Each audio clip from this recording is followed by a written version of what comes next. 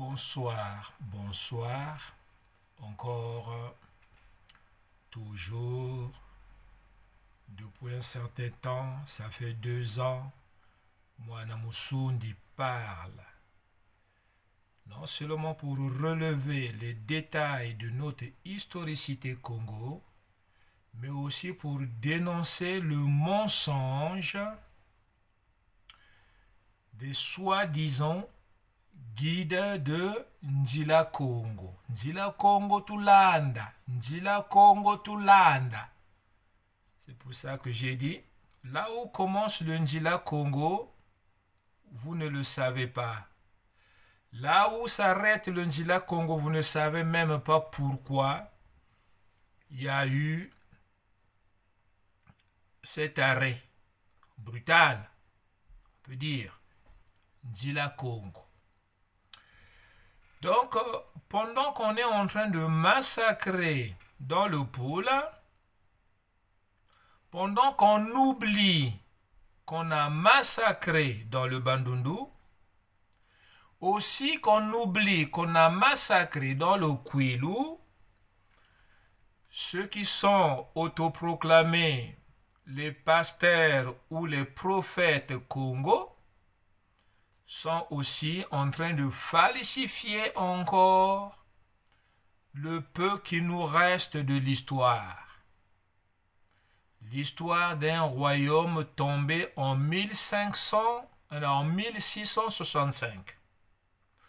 Au lieu de l'appeler royaume de Ntotila afin de relever la culture Congo, tel était le souhait de Soudan, pour que le Soudan puisse retrouver sa position impériale, voilà qu'aujourd'hui, on nous balance des cartes, comme disent les grands, les ébauches, falsifiées, erronées, loin de la vérité, pour que l'enfant Congo, du moins pour celui qui en reste, puisse en bénéficier, afin qu'il puisse, avec l'intelligence, choisir par où sauver ou choisir comment pallier aux problèmes qui sont dus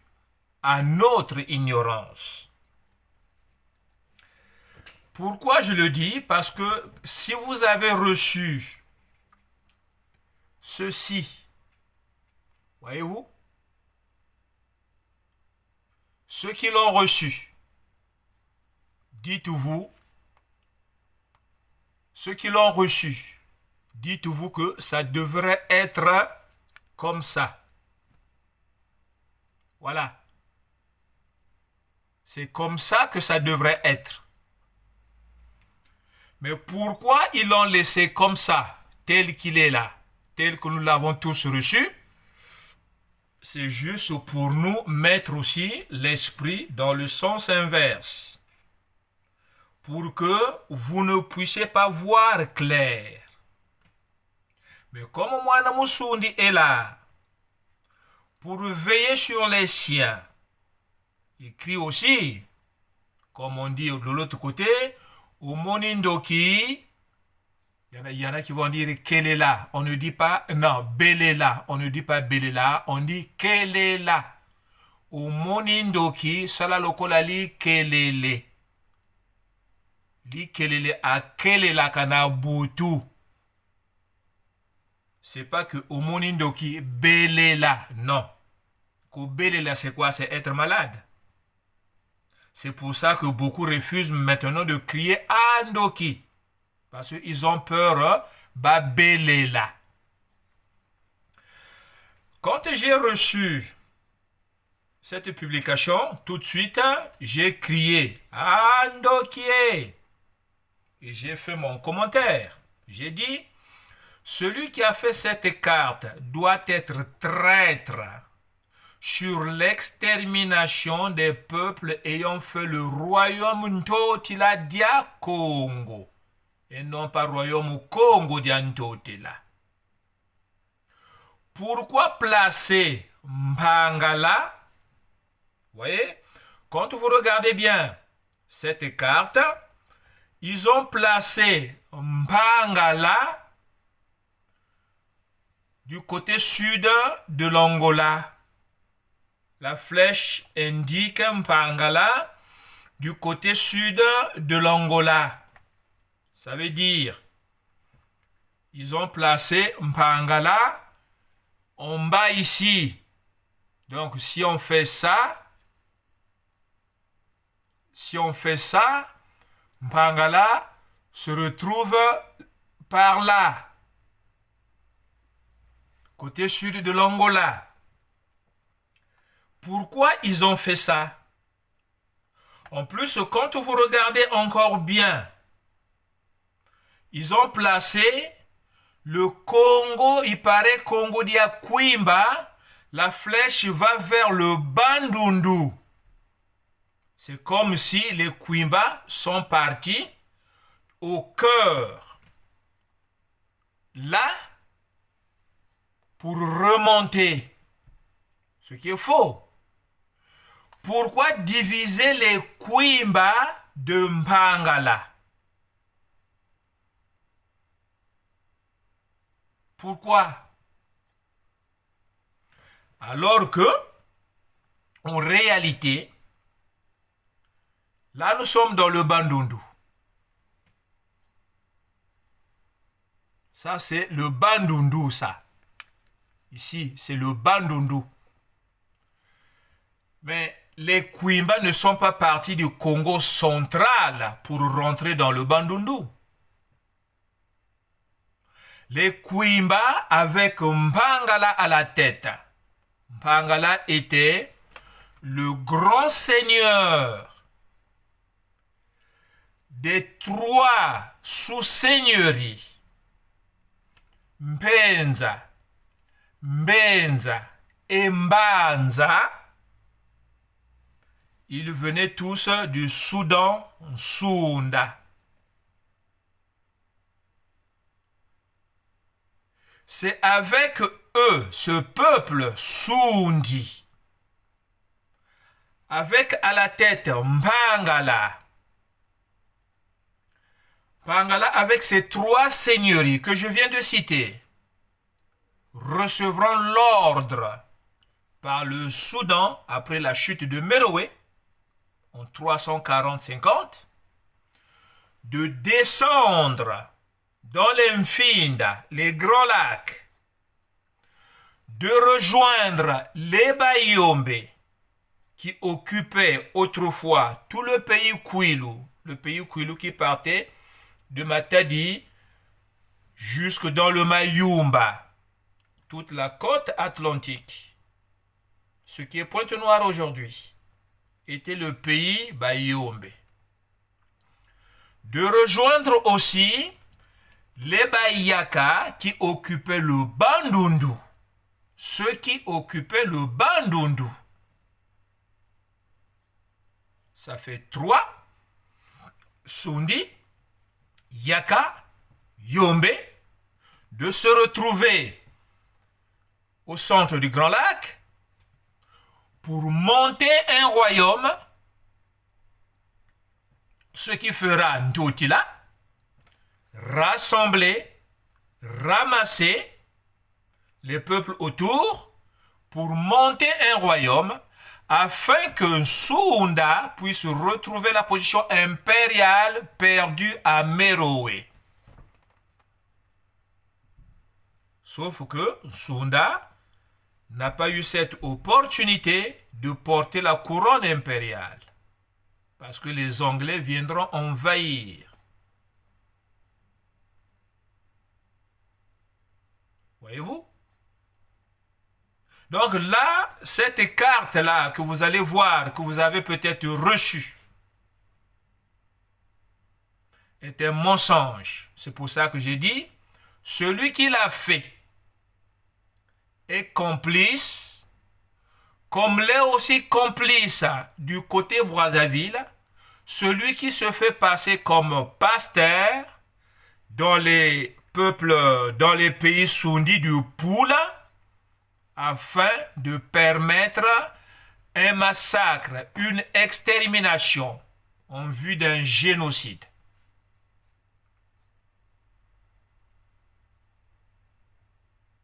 Donc, cette carte est fausse.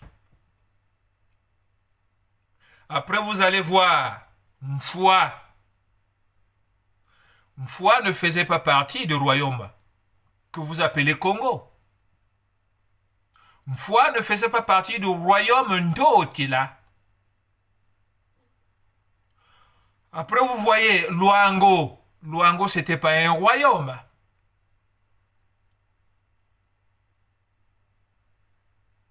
Le sort des Luango, la fabrication de ce royaume, est le même destin que les Téké.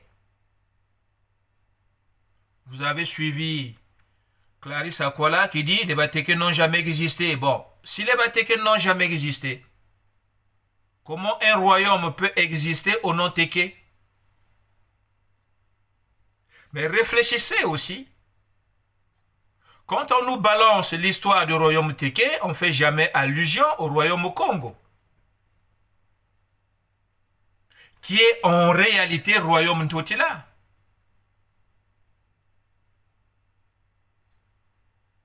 Ce fameux royaume Ntotila a bel et bien existé. Il est tombé en 1665. Ce n'est qu'en 1800 qu'on entend parler du royaume Luango, du royaume Téké. Et quand vous voyez les photos pour mémoriser cette classe royale soi-disant Téké, en 1800, le modernisme avait atteint les Grands Lacs pour nous montrer que ceux qui composaient le royaume Téké sont restés à l'état primitif. En réalité, c'était une bande de rebelles qu'on avait préparée depuis ce qu'on appelle Anziko, en fait, Ouganda, pour venir servir de bouc émissaire dans la destruction des peuples qui ont fait le royaume Ntotila que vous appelez royaume Congo. Mfwa ne faisait pas partie, n'était pas dans le territoire du royaume Ntotila. Il était à la frontière. Mfwa, c'est un nom Bambamba, c'est pas un nom Téké. Les Bambamba occupaient le Bandundu avant que le royaume ne soit fait. Ils sont passés où? Pour eux, il y a eu aussi extermination.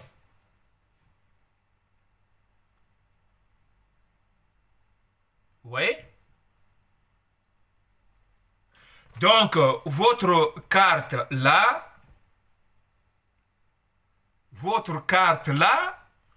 que vous avez positionnée comme ça, pour embrouiller vos soi-disant fidèles, les nés Congo, que vous manipulez, cette carte devrait en réalité être comme ça.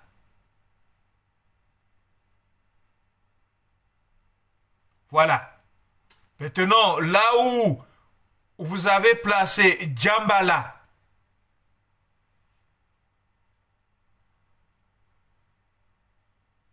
Djambala n'existait pas à l'époque du royaume au Congo.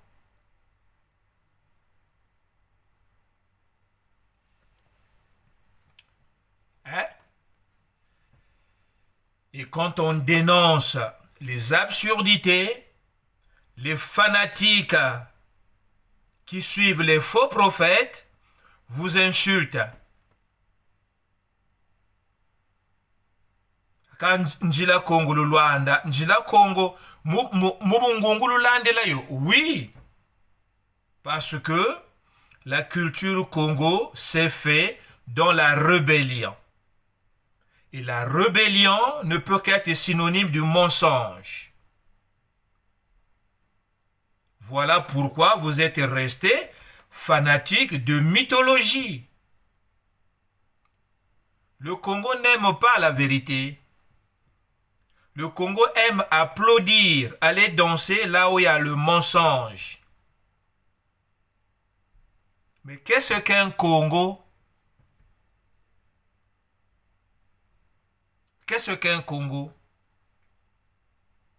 Les Batékés étaient des Congos, mais ils n'ont pas fait le royaume au Congo. Ils n'ont fait aucun royaume. Pourquoi on ne parle jamais des Baluba? Enfin, des Luwangu plutôt, qui aujourd'hui sont soi-disant les propriétaires de Luango. Les Luango. Le vrai nom, Luango, c'est Luwangu. Luwangu était une partie du peuple, du grand peuple Lunda, ce qu'on appelle aujourd'hui les Baluba. C'était pas aussi un royaume là-bas, mais c'était plutôt une cité puissante qui refusait de se faire intégrer. Les premiers qui ont tenté à les intégrer, c'était les Bayaka, quand l'Égypte antique existait. Une fois qu'elle est tombée, l'Égypte pharaonique commence à prendre place. Les Bayaka vont chercher à intégrer les Lunda. Les sous-estimants, ce peu qui est venu pour intégrer les Lunda, ont été plutôt lundaïsés. C'est pour ça qu'on retrouve les noms Bayaka dans le peuple Lunda. Viendra ensuite une deuxième grosse vague des Bayaka pour venir s'installer dans le Bandundu.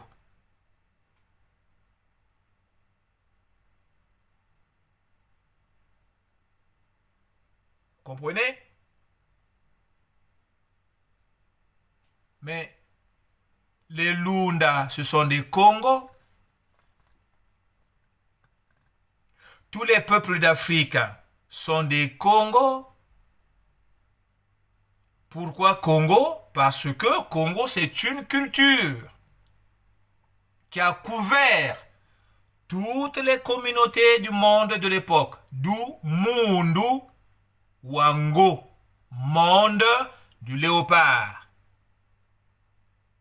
La culture civilisatrice au Congo a commencé en Mésopotamie. Ça s'est étendu en 3 têtes.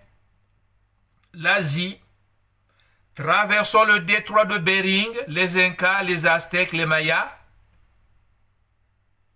Dans le continent devenu africain, l'Égypte antique, l'Égypte pharaonique, la Palestine. Tout ça, c'était des peuples qui étaient sous la culture Congo. Et la dernière tâche de ce Congo, la dernière tâche de ce léopard, c'est Ndotila.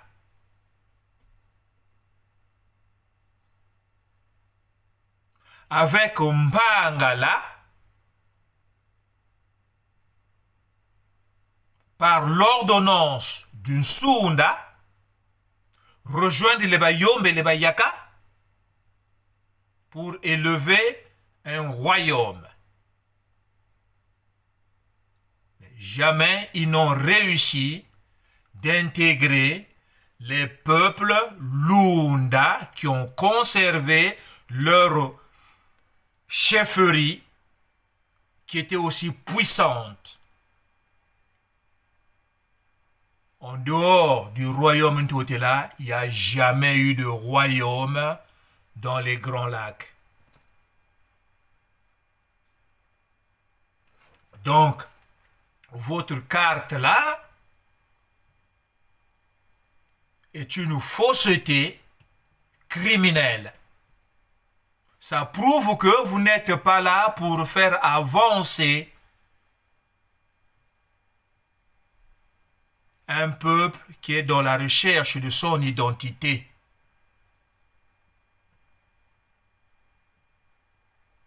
Que vous soyez pasteur, que vous soyez prophète de Ngunza ou de Kimbang ou de Machua ou de... Hein, donc, tous ceux qui hissent l'identité Congo sous l'étoffe religieuse ne sont là que pour abrutir un peuple à la recherche de son identité. Mwana Musundi. Mwana Musundi. Je suis de la lignée de Mpangala. Ma grand-mère est fille du neveu de Congo de Mpangala.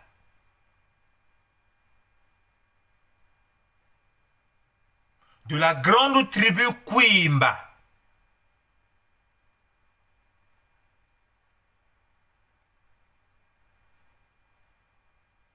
Voilà les Sundis. Une fois que le royaume éclaté, les Sundis se sont explosés. Il y en a qui sont partis dans le Congo central. Et d'ailleurs, le nom Banza vient d'où? Avant le royaume, ça s'appelait des Boma, des cités, des Boma. Mais quand le royaume est fait, les Boma deviendront des Mbanza. Des cités qui seront administrées par la seigneurie Mbanza.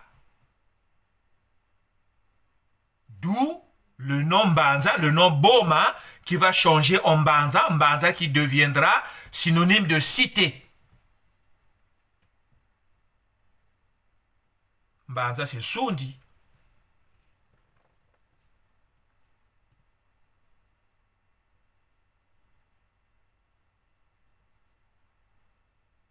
Voyez mes frères,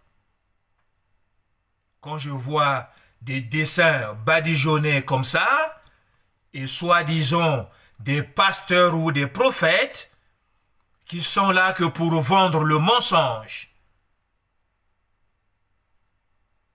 c'est énervant. Mwana Musundi,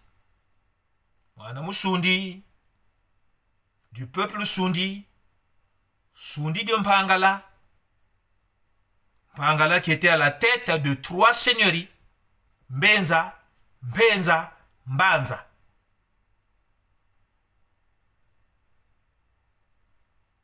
Mwana Musundi est de la seigneurie Mbenza.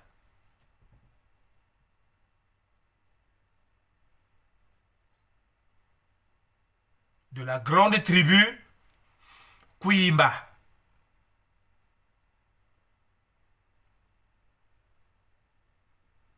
Mon père est de la confrérie Ndamba. Le père de ma mère est de la confrérie Ndamba. Malheureusement, à notre époque, toutes ces pratiques sont tombées dans l'oubli. Quelle confrérie allais-je choisir? Je ne sais pas. Mais ma grand-mère m'a toujours dit, nous sommes les Kwimba. C'était aussi une confrérie. La grande aussi. Donc, Mushi Kwimba. Wakurilage Mpanzu. Mpanzu Ideka.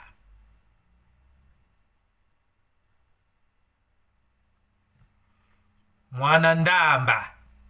Mutekolo Ndamba. Ndamba ya Kwimba. Kwimba ya Nsundi, Nsundi ya Mpangala. Mpangala ya Nsunda. Nsunda ya Merowe. Ya Ngipiti, Ngipiti ya Congo.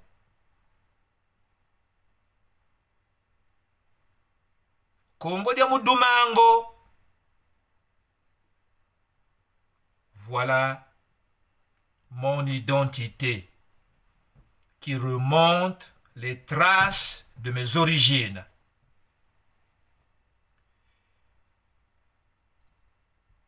Est-ce que vos prophètes-là sont vraiment des vrais Congos, des véritables Congos? Si c'était des véritables Congos, ils allaient vous amener dans la voie de la lumière. Si ce ne sont pas les déchets laissés par la coloniale, vous savez, moi, je suis métisse. Hein? La mère de ma grand-mère était une métisse née d'un colon qu'on appelait Jacques de Breton. Ouais. Jacques de Breton a laissé des enfants au Congo. Parmi ces enfants, il y a la mère de ma grand-mère. Ça, c'est du côté de ma mère. Du côté de mon père, les Asiatiques ont laissé aussi un déchet.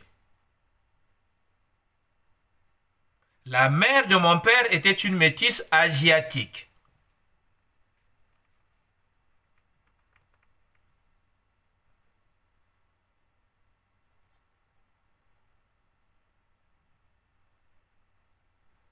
Bien que je revendique l'identité Congo, je ne cache pas d'où est-ce que je viens, qui je suis.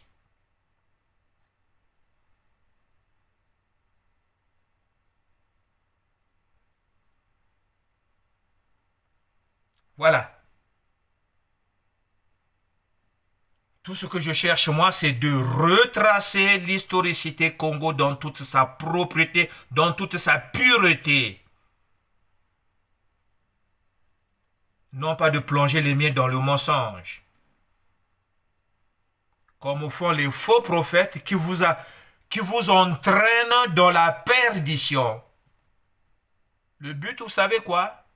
Est d'effacer l'identité Congo. Nous sommes dans la République. Tous les autochtones au Congo n'ont plus le droit de légitimité dans la République. Mais ça, vous devrez le savoir. Vous êtes des initiés. Vous initiés à quoi?